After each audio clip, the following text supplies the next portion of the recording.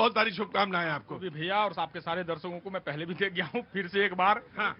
और एक होलिका दहन तो 2 को था इस बार ग्रहण के कारण। ग्रहण के कारण जी जी। एक होलिका दहन 5 को भी देखा, हाँ। खासकर बिहार के लोगों ने।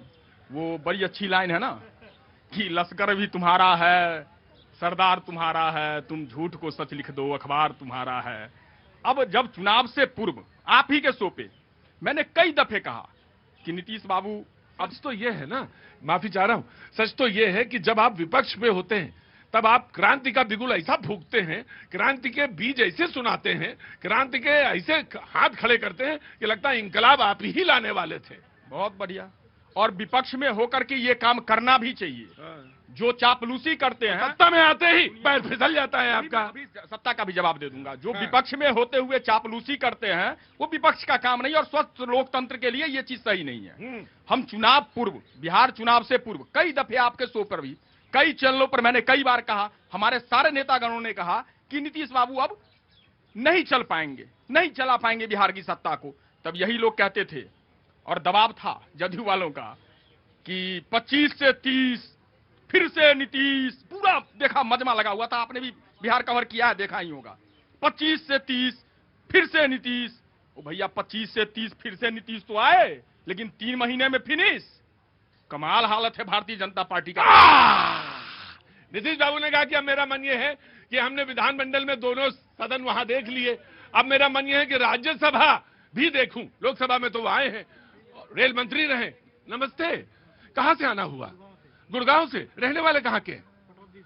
पटौदी। अच्छा अच्छा, मैं समझ गया, पटौदी से तो समझ गया, मैं बिल्कुल समझ गया। अब घूम घाम लीजिए कनॉट प्लेस थोड़ा, या अभी शो देखेंगे?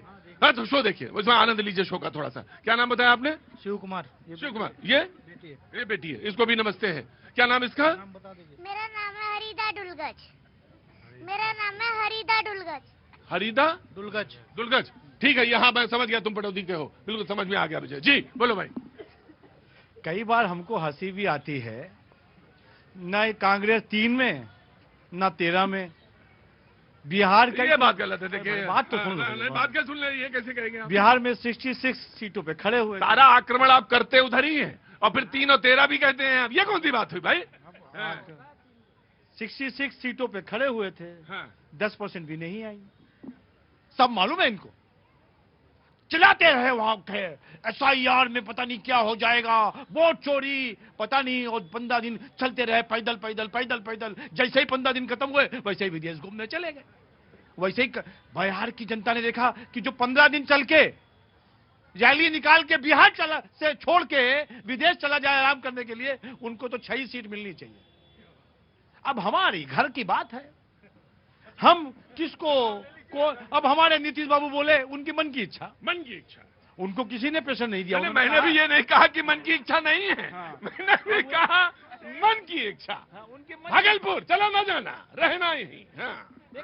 उन्होंने कहा हम दिल्ली जाना चाहते हैं, तो उन्होंने अपना राज्यसभा में कर दिया। आप अपनी बात इतने मजे में बताते हैं, इतना सहूलियत लेके बताते हैं और पॉज लेके बताते हैं कि हमें विश्वास हो जाता है कि मन की बात। फिर तो अभी ये तो तय हुआ ही नहीं है कि भाजपा क्या सीएम बनेगा, हाँ। कि जेडीयू का बनेगा। ये तो विधानसभा के जो विधायक दल है वो तय करेंगे। तो इनको काहे के लिए, इनको काहे के लिए टेंशन हो रहा है? कल से चिल्ला रहे हैं, हम तो पहले ही जानते थे कि जैसा शिवसेना में हुआ था वैसा ही हो रहा है। अरे इसमें शिवसेना का यहां से क्या लेना देना? भैया आप ना 3 में हो ना 13 में हो। वो बात आप ही कहते हैं भैया, वो लाइन याद आ गई कि वो झूठ बोलता था इतनी सफाई से। नहीं नहीं, वो झूठ बोल रहा था इतने सलीके से। प्रोफेसर साहब का शेर है भाई। बरेली कहाँ गए वो झुमका वाली? कहाँ चली गई? चली गई। उन्हीं के शहर के प्रोफेसर साहब का है भाई, उस्ताद का शेर है। वो झूठ बोल रहा था बड़े सलीके से, मैं एतबार न करता तो और क्या करता। अब शुभेंदु भैया क्या करेंगे? हाँ जी, कितना एतबार कर लिया। हमने तो झूठ नहीं बोला, हमने तो प्यार से बोला है। ये तो नफरत। नफरत बताते हैं। अभी विदेश की बात शुरू करी है, तो विदेश की बात तो सच कही, तुम चले गए तुरंत। नहीं बताते हैं, एक आम नागरिक भी अगर विदेश जाता है तो पासपोर्ट पर ठप्पा लगता है। इतना ज्ञान तो भाजपा के लोगों को होना चाहिए, और इनको होना चाहिए। खासकर मेरे बड़े भाई, बड़ा सम्मान करता हूं। अभी एक लाइन बोलूंगा, आज ही का है, कई बार बोला उसने, इन्होंने कान पर जू नहीं देंगी। हम बार बार कहते रहे कि भारत के स्वाभिमान और संप्रभुता के साथ खिलवाड़ किया जा रहा है। ये हाइड्रोजन और परमाणु बम से खतरनाक है। जब ट्रंप ये कहता है कि हमने डंडे के जोर से सीज फायर करवाया, ये चुप। जब वो ये कहता है, वहां का कॉमर्स मिनिस्टर कह रहा है कि भैया ट्रेड डील हो गई भारत और अमेरिका के बीच, हमारा कॉमर्स मिनिस्टर नहीं बोल रहा, हमें पता चलता है यूएसए से। जब वो ये कहता है इससे बढ़ के कि भाई मोदी का कैरियर खराब हो जाएगा अगर मैं बोलूंगा, ये ट्रंप के स्टेटमेंट है, मेरे नहीं है। आज कितना बड़ा दुर्भाग्य है इस देश के लिए कि ऐसे लोग सत्ता में बैठे हैं, ऐसे लोग। क्या करोगे भैया, जब जीत नहीं पा रहे हो, जब जीत नहीं पा रहे हो तो क्या करें? ढक नहीं पाइएगा इस बात को। मैं नहीं आज भी यूएस का कॉमर्स मिनिस्टर कह रहा है कि मैं 30 दिन का परमिशन देता हूं, भारत ले ले रूस से तेल। अरे क्या स्थिति बना रखी है कोई। मैं of course I will give you chance, of course I. देखिए ये सूत्र जो होते हैं टेलीविजन में हो चाहे पत्रकारिता में हो, ये सारा का सारा जो है भाई साहब, आपको ये भी पता है, मैंने कहा फरवरी के महीने में रशिया से तेल खरीद के सबसे ज्यादा खरीद वहीं से हुई, वहीं से आया। लेकिन आपको ये भी पता है कि बिहार में षड्यंत्र कहाँ हो रहा है, आपको ये भी पता है कि अमेरिका से कैसे है। सब एवरीथिंग यू नो। अच्छा, यूएस के कॉमर्स मिनिस्टर को आप सूत्र कह रहे हैं, ये सूत्र है। You know everything. एक लाइन के जवाब सुन लो। इनको सब पता है, बिहार में क्या हो रहा है वो भी पता है, अमेरिका में वो क्या बोल रहे हैं वो भी पता है, पर भारत के जो लोग बोल रहे हैं वो ना सुनिए, ये ना जनता की सुनेंगे, ये खामोशी खल रही है। ये जो मोदी जी हर स्टेज पर चढ़ के देश नहीं बिकने दूंगा और बेच लिया पूरा देश, कुछ नहीं बिका भैया। लोकल लोग, अरे रुको यार, ये भी बोल रहा है वो भी बोल रहा है, हम एक ही जगह तो बोले। देश को बेच दिया है, देश को बेच दिया है। वो अगर वो नहीं चलाता फिर दूसरा को देगा।